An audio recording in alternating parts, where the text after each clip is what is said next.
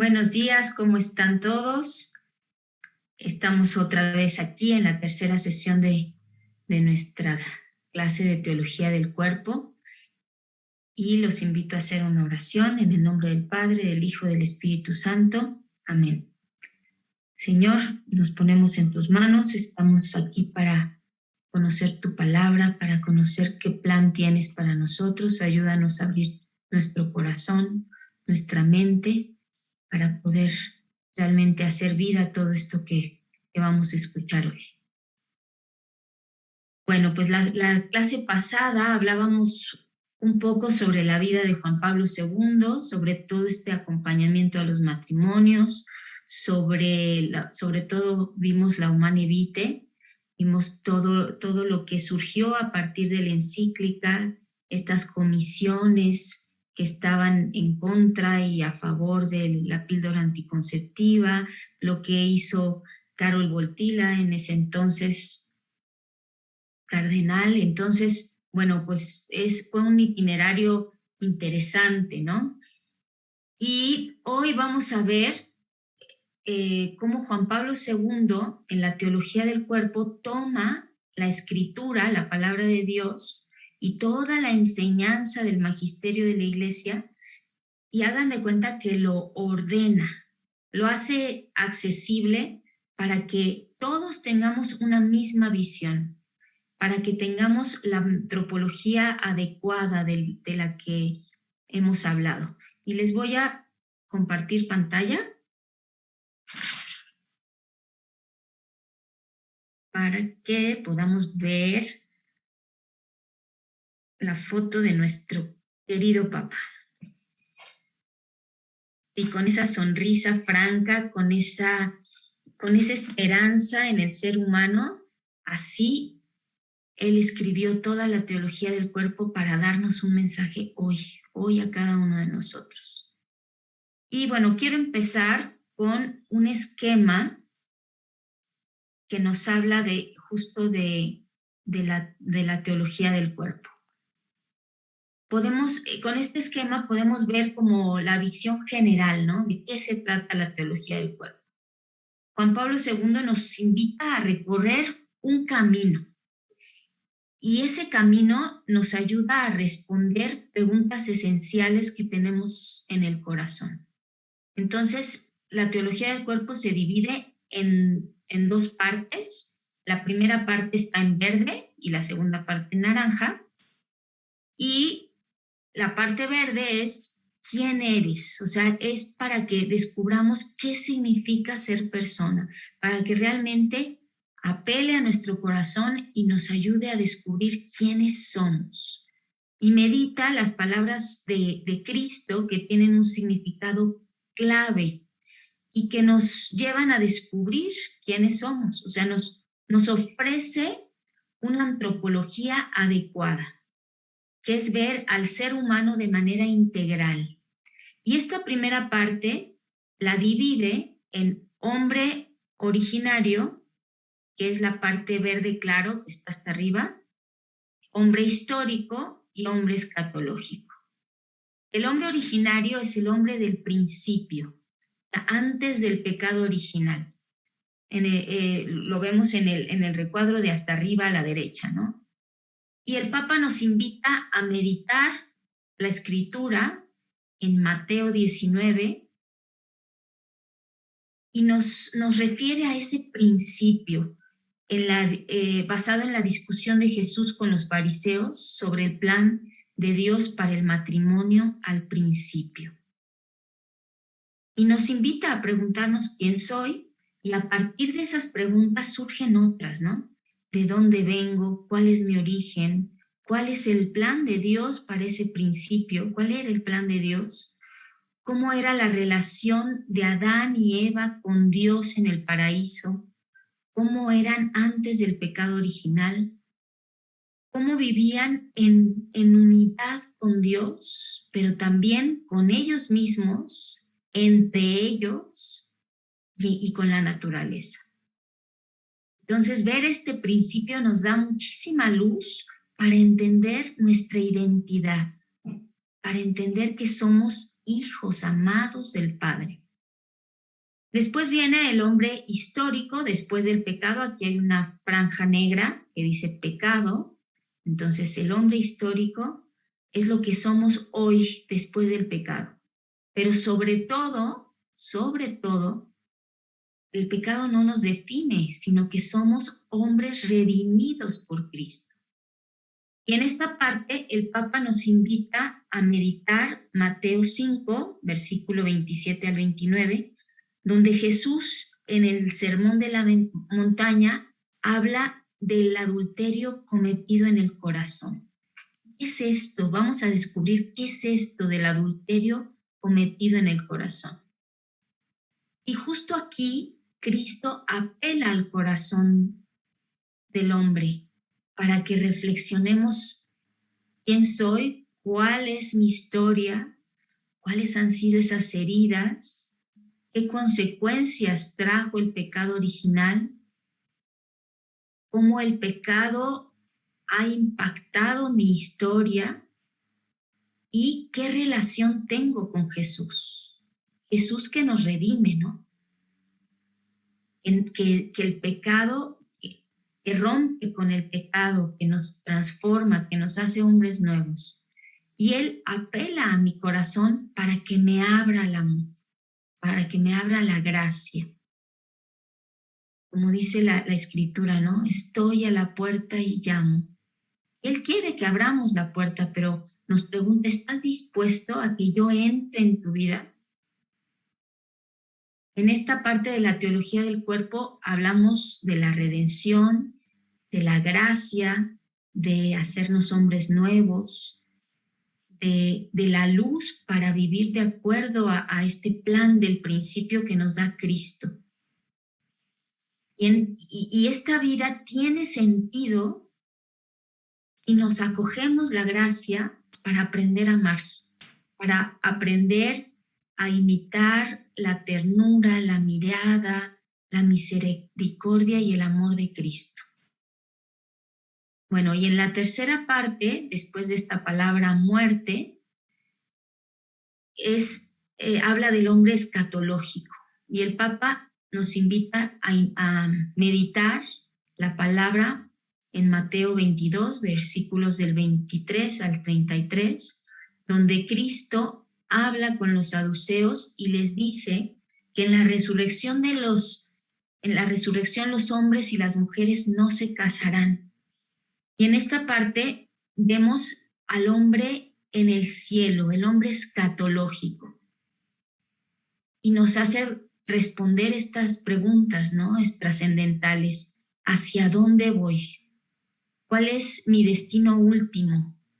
¿Quién seré en el cielo? ¿Qué significa la vida eterna? ¿Qué significa la resurrección? ¿Cómo resucitaremos en cuerpo y alma? Nos invita a reflexionar qué sentido tiene la muerte.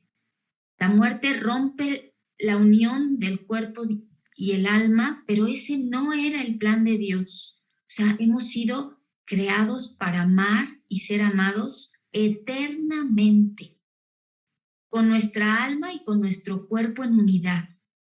Por eso Jesús vence a la muerte. Y gracias a la resurrección, a la redención, resucitaremos con un cuerpo glorioso. Qué precioso, ¿no? Todo el plan de Dios para nosotros. Bueno, y en la segunda parte, que es la parte naranja, nos llama a descubrir cuál es esa vocación. Es poner en práctica toda esta antropología adecuada de la parte verde, de esta primera parte, donde ya entendí quién soy y ahora lo aplico a mi vida. Empiezo a vivir de manera integral. Empiezo a vivir mi vocación al amor. O sea, soy un don para los demás, me entrego, voy creciendo en el amor. Y esta segunda parte se divide en tres, que es la parte de naranja clarito, ¿no? La virginidad cristiana, que habla sobre el celibato, la renuncia al matrimonio por el reino de los cielos. Aquí está el sacerdocio, la vida consagrada. Después habla sobre el sacramento del matrimonio, que nos habla de esa misión, ¿no? Como matrimonio, como un don.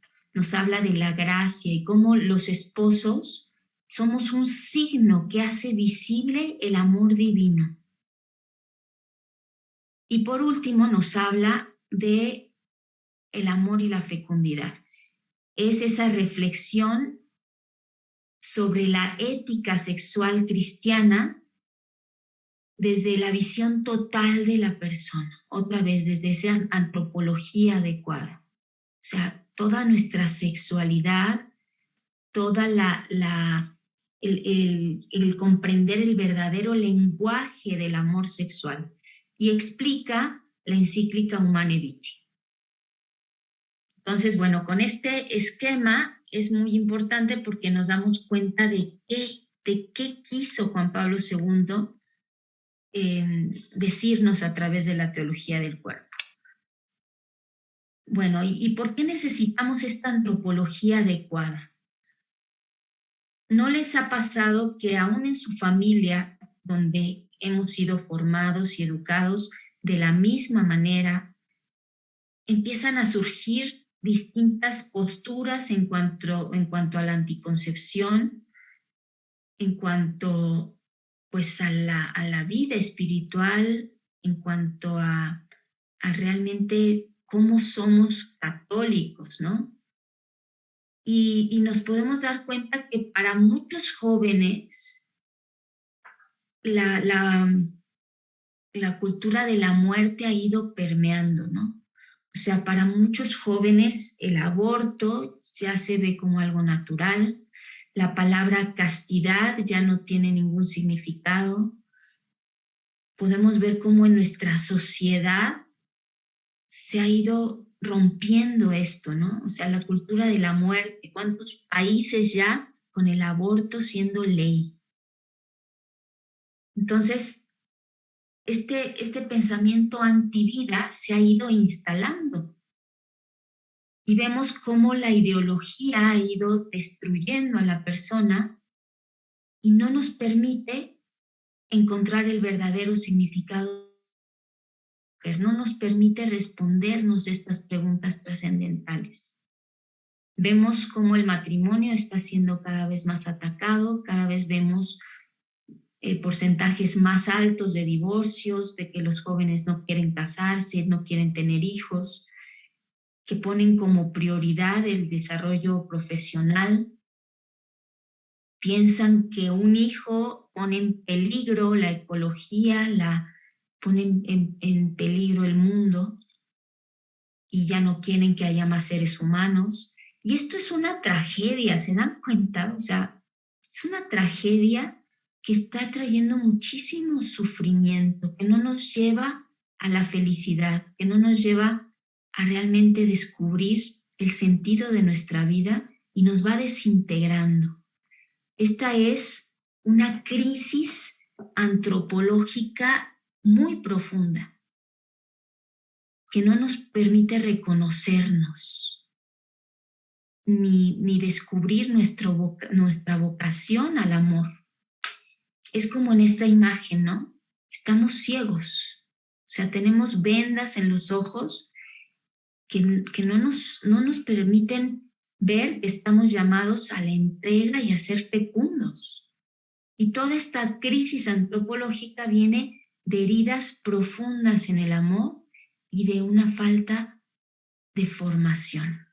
O sea, necesitamos formarnos en toda esta riqueza del magisterio de la Iglesia, conocer la palabra de Dios, tener sobre todo una relación íntima con el Señor para poder quitarnos estas vendas. Él es el que nos quita las vendas.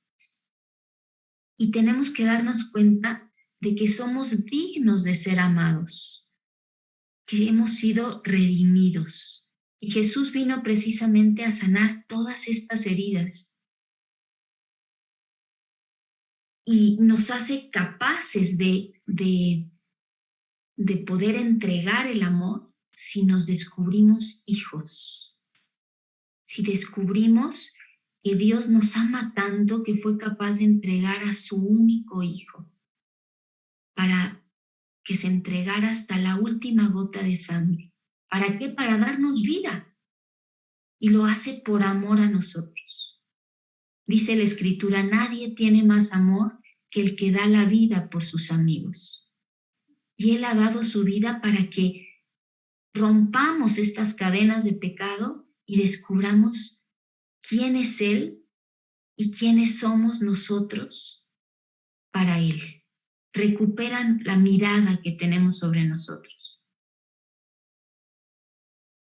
Entonces, esta desintegración ha hecho que vivamos, como decía, vendados, ¿no? Como esta imagen, que no nos permite descubrirnos a nosotros mismos, pero tampoco descubrir al otro y tampoco descubrir el amor.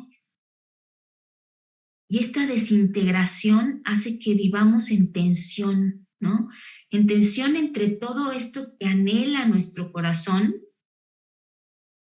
un verdadero amor, un amor puro, un amor que trascienda, que dé fruto, un amor para siempre, está por un lado, o sea, todo ese anhelo del corazón, y por otro lado están todas estas ideologías que nos están imponiendo una manera de vivir que nos aleja del plan. Entonces el Papa se dio cuenta de que el problema es que no sabemos quiénes somos y necesitamos urgentemente responder a estas preguntas. Necesitamos ser fieles a la verdad que viene de Dios. Y esta verdad ha sido revelada en la persona de Jesucristo, el hombre perfecto. O sea, si queremos respondernos todas estas preguntas, tenemos que verlo a Él, como en esta imagen preciosa, ¿no? Nos invita a confiar, a ser como niños, nos invita a tomarnos de su mano para que descubramos quiénes somos, para que Él nos descubra. Y Él quiso tomar nuestra condición humana para hacerse cercano, para decirnos que Dios es amor. Cuando los discípulos de Jesús le piden que les enseñe a orar, Él les dice, cuando oren, digan Padre nuestro. Padre nuestro. O sea, somos hijos. Ese es el primer significado que tenemos en nuestros cuerpos. El sabernos hijos amados del Padre es la clave para empezar a conocernos y para empezar a sanar todas las heridas que tenemos, para que el Señor restaure nuestra imagen. Y esa restauración solo puede venir de un encuentro con Él. Entonces, ¿cómo podemos vivir esta antropología adecuada? Pues abandonándonos a Cristo, mirándolo. O sea, Dios se hizo carne. Por eso podemos hablar de teología del cuerpo, porque el Verbo se hizo carne y quiso poner su morada entre nosotros. Y Él nos da el modelo para amar, para vivir esa unidad de cuerpo y alma. Es Cristo quien ilumina nuestra razón para que descubramos quiénes somos. Recordemos las palabras del Evangelio en Juan: la verdad nos hará libres. Cristo nos dice, yo soy el camino, la verdad y la vida. Él es la verdad revelada por el Padre. Como esta imagen tan linda, ¿no? O sea, Él toca nuestra humanidad y nos revela la verdad de lo que somos. Entonces, esta antropología adecuada de la que habla Juan Pablo II, podemos realmente vernos con la mirada de Dios, amados por Él. De esta manera podemos comprendernos de manera integral desde todas nuestras dimensiones. O sea, somos una unidad biopsicosocial espiritual y no podemos enfocarnos en un área y olvidarnos de las demás. O sea, pensar que nuestra dimensión espiritual es lo más importante y menospreciar al cuerpo nos desintegra. Tenemos que saber que no somos ángeles, que no somos solo espíritu. O sea, Dios nos dio un cuerpo y la Escritura nos dice que resucitaremos en cuerpo y alma. Entonces, este menosprecio del cuerpo viene desde Platón. Él consideraba el cuerpo como una tumba, como una cárcel que no permite vivir una vida interior. Y consideraba el cuerpo como algo malo que nos impide llegar a ser felices. Y de este tipo de pensamientos surgen el pensamiento jansenista, los maniqueos, los puritanos, que vieron el cuerpo como algo pecaminoso, ¿no? Este es el primer error antropológico que va destruyendo esa unidad a la que estamos llamados. Y esto no va de acuerdo con nuestra dignidad. O sea, Dios creó al hombre y a la mujer con alma y cuerpo, con todas sus potencias integradas en él. Y nos dice la Escritura, al crear al hombre y a la mujer, Dios vio que era muy bueno. Entonces tenemos que descubrir esa bondad en nosotros. Otro error antropológico es el relativismo que vemos hoy en día tan arraigado en el pensamiento del hombre. O sea, la verdad no es un consenso de lo que la mayoría dice, de lo que cada quien piensa. Esto degrada nuestra conciencia. Ya tenemos la inteligencia que nos dio Dios para buscar esa realidad objetiva, para encontrar la verdad. Entonces, todo lo que es contrario a los valores éticos, morales, a la dignidad humana, aunque la mayoría lo siga, no deja de ser una falsedad que nos lleva a la destrucción, que nos lleva a un despeñadero, ¿no? A toda la sociedad. Porque como la mayoría lo dice, entonces debe de ser, ¿no? Adecuar las normas a nuestra conveniencia es lo que está planteando el relativismo. Y al final va en contra de nosotros mismos. El Papa Benedicto XVI dice que el relativismo no reconoce nada como definitivo. Entonces, si la verdad no existe para el hombre, entonces tampoco se puede distinguir entre el bien y el mal. O sea, no hay límites. Deja todo a lo que se me antoja. No hay normas más que las que tú mismo te pongas, ¿no? Entonces hay un subjetivismo total. No hay reglas que nos vayan orientando hacia la vida ética y moral. Les quiero poner un video que ilustra mucho esto. Me dicen si se escucha, ¿sí?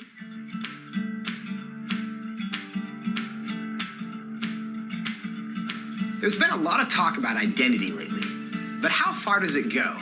And is it possible to be wrong? We went to the University of Washington to find out.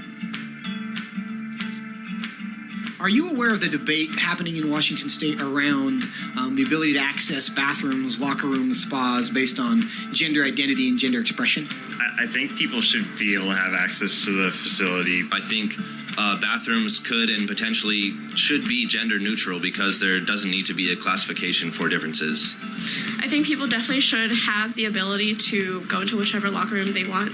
I feel like at least public universities should do their best to accommodate for those who do not have a specific gender identity. You know, whether you identify as male or female and whether you're sex at birth is matching to that, you should be able to utilize the resources. So if I told you that I was a woman, what would your response be? Good for you. Okay, like, yeah. Nice to meet you. I'd be like, what? Really? I don't have a problem with it. I'd ask you how you came to that conclusion. If I told you that I was Chinese, what would your response be? I mean, I might be a little surprised, but I would say, good for you. Like, yeah, be who you are. I would maybe think you had some Chinese ancestor. I would ask you how you similarly came to that conclusion and why you came to that conclusion. I would have a lot of questions, just because on the outside I would assume that you're a white man. If I told you that I was 7 years old, what would your response be? I wouldn't believe that immediately. I probably wouldn't believe it, but I mean, it wouldn't really bother me that much to go out of my way and tell you, no, you're wrong. I'd just be like, oh, okay, he wants to say he's 7 years old. If you feel 7 at heart, then so be it. Yeah, good for you. So if I wanted to enroll in a first grade class, do you think I should be allowed to? Probably not, I guess. I mean, unless you haven't completed first grade up to this point and for some reason need to do that now. If that's where you feel like mentally you should be, then I feel like there are communities that would accept you for that. I would say so long as you're not hindering society and you're not causing harm to other people, I feel like that should be an okay thing. If I told you I'm 6 feet 5 inches, what would you say? That I would question. Why? Because you're not. No, I don't think you're 6'5". If you truly believed you're 6'5", I don't think it's harmful. I think it's fine if you believe that. It doesn't matter to me if you think you're taller than you are. So you'd be willing to tell me I'm wrong? I wouldn't tell you you're wrong. No, but I say that I don't think that you are. I feel like that's not my place as like another human to say someone is wrong or to draw lines or boundaries. No, I mean, I wouldn't just go like, oh, you're wrong, like, that's wrong to believe in it, because, I mean, again, it doesn't really bother me what you want to think about your height or anything. So I can be a Chinese woman. You... Sure. But I can't be a 6'5" Chinese woman. Yes. If you thoroughly debated me or explained why you felt that you were 6'5", I feel like I would be very open to saying that you were 6'5", or Chinese, or a woman. It shouldn't be hard to tell a 5'9" white guy that he's not a 6'5" Chinese woman. But clearly it is. Why? What does that say about our culture? And what does that say about our ability to answer the questions that actually are difficult?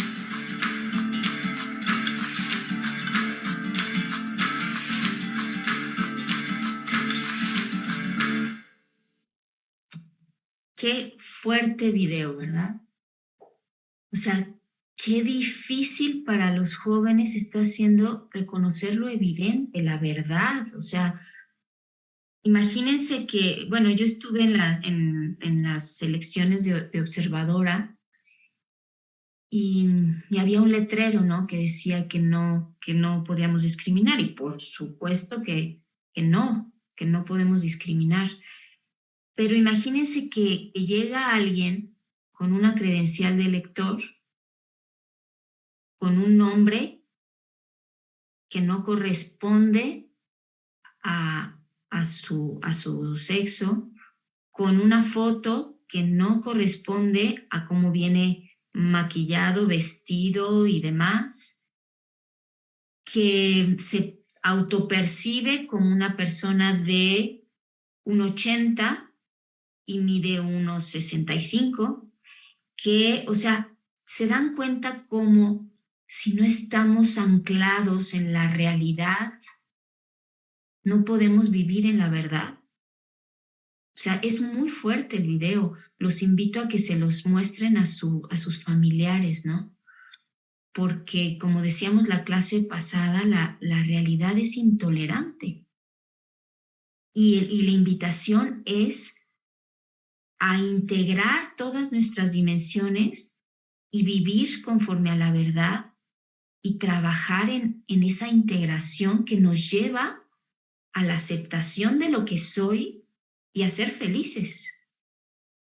Entonces, bueno, este video me gusta mucho para explicarlo, ¿no?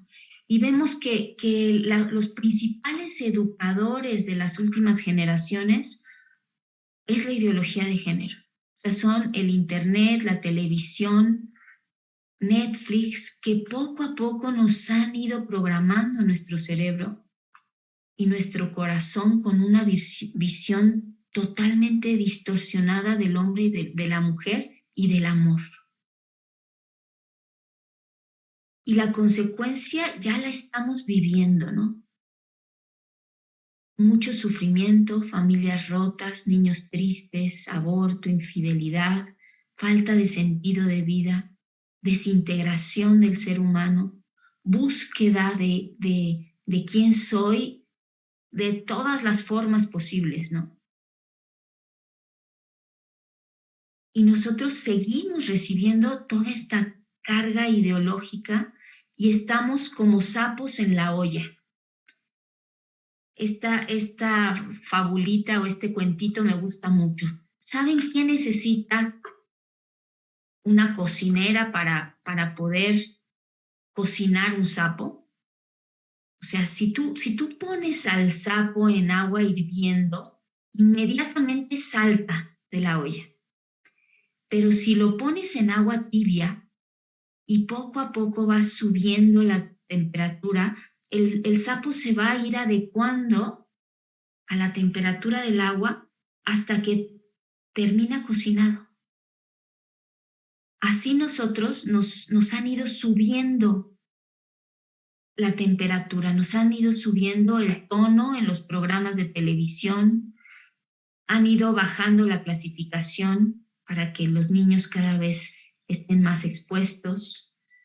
Nos vamos acostumbrando a escuchar malas palabras, a que el reggaetón sea parte de la mente de los jóvenes, la manera de bailar, toda esta denigración del amor del hombre y de la mujer en la música. Y poco a poco nos vamos adecuando a lo que la cultura nos va imponiendo. Y hasta los más chiquitos, ¿no? O sea, como, por ejemplo, la exposición a la pornografía hoy en día es a los 9 años, imagínense, o sea, esto es una tragedia, ¿no? Entonces estamos sumergidos en estas ideologías que no nos están permitiendo realmente descubrir ese plan de Dios que nos va a llevar a la felicidad. Estamos sumergidos en un mundo de hedonismo, donde el propósito de la vida es el placer. Todo lo placentero lo queremos y lo queremos hoy. Pensamos que la vida es fugaz y hay que vivir al máximo, sin ninguna regla, evitando el sufrimiento, rechazando la enfermedad, el envejecimiento. Entonces vivimos en función de todo lo que nos causa placer. Buscamos el bienestar a toda costa. Y esto nos estanca, nos impide crecer, nos impide perfeccionarnos. Y nos lleva a renunciar el conocer realmente quiénes somos para poder ser esas personas que pensó Dios desde la eternidad, ¿no? El placer nos lleva a vernos nada más a nosotros mismos sin preocuparnos de los demás. Y esto destruye y enajena nuestras conciencias.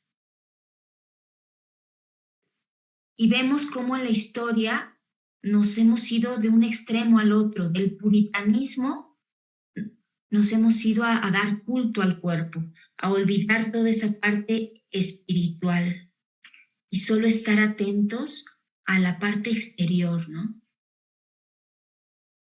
Todo se va moviendo en función del cuerpo, que es visto como objeto de placer. Solo importa mi apariencia física y el placer que obtengo a través de mi cuerpo como moneda de cambio. Y estas corrientes atentan gravemente la dignidad del ser humano. Si no buscamos esta integración de todas estas dimensiones, acabamos insatisfechos y acabamos buscando llenar vacíos con mil cosas, ¿no? Con el sexo, con la droga, con el alcohol. Como esta imagen, ¿no? Nos vamos sumergiendo y acabamos rotos. Estamos llamados a crecer integralmente, a ser una unidad. Con esto nos podemos dar cuenta de la misión tan grande que tenemos como familias de educar a nuestros hijos en la verdad, de cuidar que todas estas corrientes de pensamiento no vayan destruyendo su desarrollo. Y podemos ver claramente cómo la sociedad está al servicio de las ideologías. Y nos preguntamos, ¿queda alguna esperanza? O sea, ¿estamos condenados a vivir sin saber quiénes somos realmente? ¿Incapacitados para amar? ¿El amor para siempre ya no existe? O sea, ¿dónde está Dios en todo este desorden? Y ante todo esto que parece que ya no hay salida, tenemos como modelo a Cristo, el verdadero hombre. Y Él ha venido a decirnos cómo ser hombres y mujeres. Tenemos que buscar que nuestros hijos y nosotros mismos tengamos esa fe madura. Y para tenerlo necesitamos una verdadera amistad y relación con Él. Él nos abre el entendimiento para distinguir toda esta falsificación y para decirnos que somos únicos, irrepetibles, que tenemos inteligencia para reconocer la realidad, que nos dio la voluntad, que nos impulsa al bien. Y tenemos que confiar, como leemos en el libro de Lamentaciones, tenemos que esperar en el Señor, porque su amor y su ternura no se acaban. Cada mañana se renuevan y cuando hay oscuridad, Él nos da luz. Cuando estamos sumergidos, Él nos rescata, como en esta imagen.